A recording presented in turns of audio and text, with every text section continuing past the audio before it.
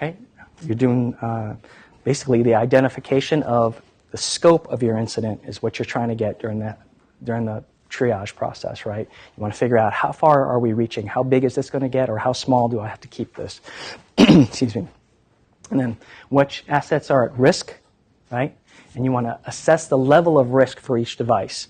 A lot of times you can kind of see where the incident's going if you recognize what it is that's important in the organization. Why would, they're not going to go after, generally speaking, they're not going to go after just the email server because they're going there for a reason. Are they trying to get the CEO's email? Are they trying to get the CFO's email? So you want to figure out which areas will be at risk, and a lot of times you'll start heading that direction as you recognize what it is that they may be actually trying to go after.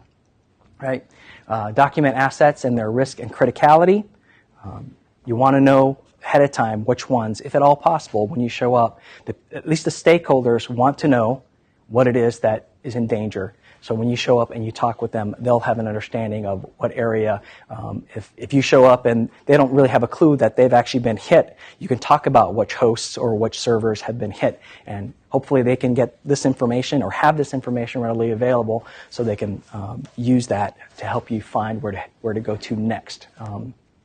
Identify the data sources for the investigation and collection, right? VPN, just like we mentioned, and then Radius logs. Has anybody heard of Radius? Anybody use Radius currently? Okay. So this is a remote access dial-in, which is that how it's accessed right now? Is there a dial-in capability to that? I've been using Radius since the early 90s when I worked for an ISP. So okay, so that's right. what we use to authenticate users. Dial-in, for dial-up. For dial-in purposes, right? It's kind of the dial-in VPN method. And Microsoft says Internet Authentication Service, which is basically Radius. Just a different implementation of Radius. Okay, great. So some of those logs, just like we mentioned, would be very, very nice to have. The server logs, right? The security sensor logs you want to look at. The machine registries. And for the most part, when we talk about registries, we're talking about what kind of machines? Windows. I'm sorry? Windows. Windows, that's correct. Right? Windows machines have certain registry keys that you'll want to pay attention to. In particular, they're pointing out here the SAM file is the Security Account Manager file, and this is where all password hashes are held in the Windows system. So you may want to pay attention to that. If people are interacting with that, there might be a reason for it. Your firewall logs. And the event logs, once again, these are actually more Windows-based. Linux does have logs, but they're not considered event logs. The system security and application is actually Windows-specific. And then physical storage media, you want to be ready with those. Okay, so here's something that's not always really obvious, but using previous security assessment information to help with getting rid of false positives and also possibly finding where vulnerabilities were already discovered is a great way to find out maybe an ingress point where the bad actor may have entered from. Does that make sense? If people have run Nessus, has anybody heard of Nessus? Nessus is a vulnerability scanner, and there are other vulnerability scanners out there. They will show you essentially every vulnerability, their particular list of modules, I should say. It's not every vulnerability in the world so much as if their scanner was updated with the most recent modules, that scanner will show you the vulnerabilities that are in your network and on your systems.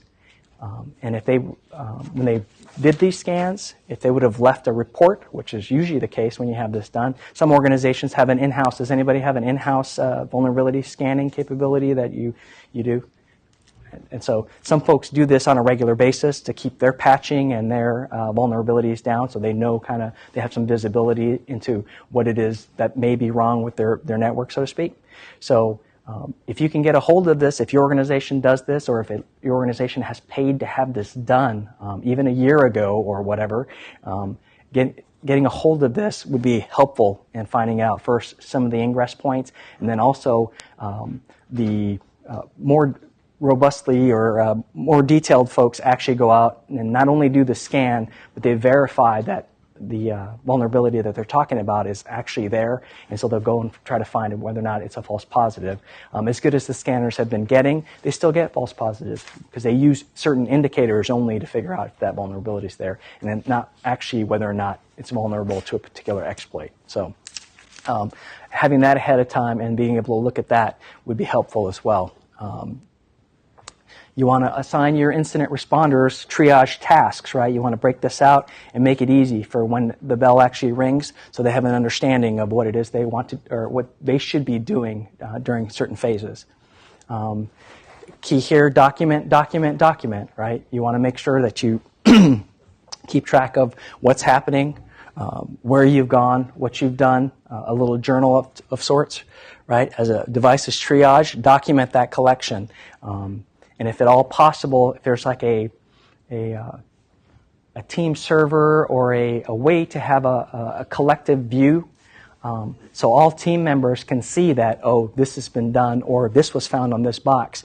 It's difficult if I'm sitting here doing a collection, and Sean's over here doing a collection, and Regina's over here doing a collection, but we don't know that what we found with each other. So if we don't have the ability necessarily to just talk immediately, right? Like right here, we could probably say, hey, I just found something, and you can go and look in your machine or whatever it is you're looking at. So if it's possible, documenting this on a server that can be viewed by the team would be very, very helpful, very useful as well.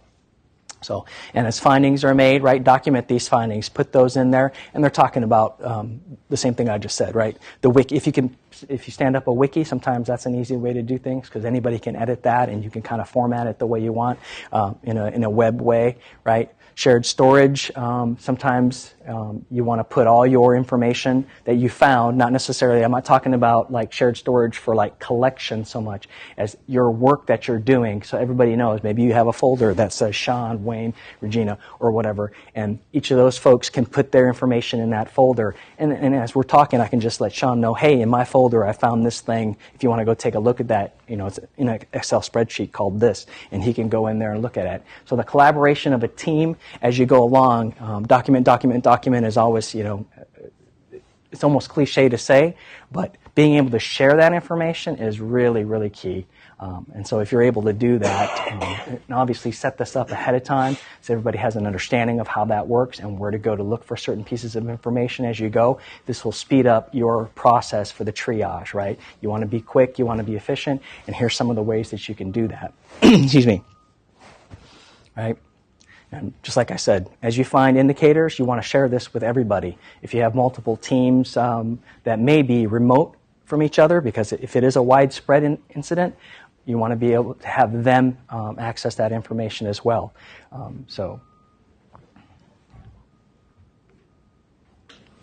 Okay, a little bit about risk assessment for the type of hosts that may be more vulnerable or more whatever you want to call it, more attractive to the bad actor. So this particular matrix across the top there talks about consequences, right? Goes from insignificant, minor, moderate, major, and catastrophic. And basically the consequences meaning generally to the business, right? This is from a higher level business viewpoint. And then a probability of whether or not it's going to be attractive and or it's going to be attacked. Almost certain, likely, moderate, unlikely, and rare, right? So how likely is the system going to be compromised, right? So as you go right and up, you can see that they become more and more. If catastrophic sounds really bad, that would be only under cases where maybe a nation state or somebody wanted to destroy or cause some really bad harm. But generally speaking, you're talking about the major things, right? Things that can stop your business, things that they can steal things. Yes? Question, this is a risk assessment matrix. Are you doing this during an actual incident, or is this something that's pre? No, this is prior to, this is to help with the risk assessment of the components that are there, and probably to be used mostly with the stakeholders, so they have an understanding of what is it in your network, if you will, or subnet, whatever you own, which of your devices are most likely to be attacked. And that way, if you kind of have a feeling beforehand, when you show up, you already know, hey, servers A, B, and C are the key. And so if things are happening, we probably want to start looking around them to see where they're headed and what they're trying to get. So, yes. Any other questions? Say if this assessment was done on target before they got hit, almost certain for them, would it have fell under major? So target, if you're familiar with the attack on it, was their point of sale system is actually what got hacked. I do believe it would be, because point of sale has the credit card information, and that's actually what they kind of got in trouble for, right? Was that they had to go let everybody know. So it wouldn't have fell under catastrophe? Probably not catastrophic. These are kind of, I don't want to call them generic, but terms that were given the title, so to speak. Right. So you could go high, right, or 1, 2, 3, 4, 5 across the top. Right. So depending on how Target thought of their point of sale system, they probably would have at least been major, and maybe it would have been catastrophic or a 5 or whatever you want to call it, because of the way, because of how important that is to them, right? If they lose their point of sale system, period, now they can't get any income. That stops. Right. So yeah, it's pretty close to catastrophic if it's not for them. And they probably would have found their point of sale system. So how harsh are the consequences of a breach, right? And that's part of that. And does the compromise of a system lead to possible compromise escalation? Right, a domain controller versus a regular system. If you get a domain controller, now you kind of have the keys to the kingdom if they're able to get the credentials off of that. So if you notice that somebody, only admin hosts seem to be getting attacked. Well, why is that? That's because admins have more privileges throughout the network, right? And at that point, maybe you want to start, if you see 2 or 3 admin boxes or admin emails getting the phishing and or compromised, perhaps you should start looking at all other admins and find out if they're being phished. This is the way to start looking and using those indicators and moving out. Okay. So some of the risk criteria. On the other one, we were talking about just how much impact it would have and how likely it was. But the types of things to be talking about to help the stakeholders figure out what it is that's the most important to them, right? Some of this is business continuity, right? System availability and recovery time. If a particular machine gets compromised or is actually brought down, how bad is it for that particular office or for that department? There's sometimes the legal ramifications piece, right? Possible lawsuits. If you're talking about medical data or you're talking about Social Security numbers, right? The PII type of things.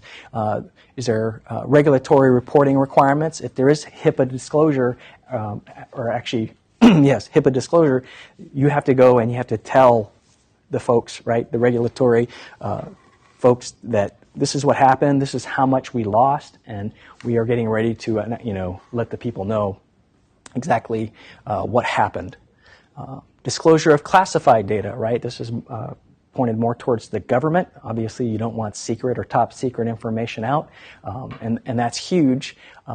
So generally, those systems, and having worked in the government and with the Department of Defense, those systems tend to be put in a completely different area. So that risk already is being assessed and has been set in such a way that it's pretty obvious. If you go into a section, and commercial organizations will have those kind of areas as well, right? The high highly important proprietary information, whatever their magic sauce or their magic procedure is for their stuff, those places, that information tends to be put into a separate area. And so in some ways that will stand out to you, but other organizations you'll come up to and they won't really know exactly, and they won't do a good separation. We call them flat networks. Anybody familiar with the term flat network? Flat network is essentially where all machines and all servers have the same IP address, and everybody could theoretically see everybody else, so there's no logical separation of machines. If you're in a different subnet and your network is set up properly, hosts should not be able to see certain other things in the network, and that's how you kind of protect yourself. You show up, and some organizations have this flat network where everything's numbered the same, and if you start pinging on this machine over here for some reason on accident, you meant to be pinging to check your connection to a server, and you start pinging on a machine that, if brought down, could mess things up. Very dangerous situation. So you want to make sure that you find out how things are set up, if they're set up logically, or separated, I should say, separated logically, sometimes separated physically. So disclosure of sensitive data, personally identifiable information, again, that's covered under FISMA for the government. Intellectual property, for the most part, I think in the civilian sector, you're going to find that that's kind of what it is, that if they develop something or if they have a proprietary procedure for something, that's the sort of stuff that may be the target under these kind of conditions. So, and that will be very important to them. So identifying, what kind of intellectual property you have, how do you protect it, who has access to it, that sort of thing will help with developing the risk level to assign particular machines or devices. Possible physical damage. So if you happen to be dealing with folks, they call it SCADA, or perhaps you've heard it called ICS, Industrial Control Systems, right? If you deal with a utility energy company, you're talking about water systems, right? The people who clean and provide water systems. The breach with Stuxnet, or what's known with Stuxnet in Iran and their nuclear program and what happened there, excuse me. Right, that was SCADA related, and that's like physical damage type of thing. So if your particular organization you're dealing with has industrial control systems, that's something to look at too. That could be an attack point, because you're not always just talking about industrial espionage, or you could be talking about terrorism, right? So if they have those kind of things, Well, I was going to say, like, a big thing with that is like on data centers that have like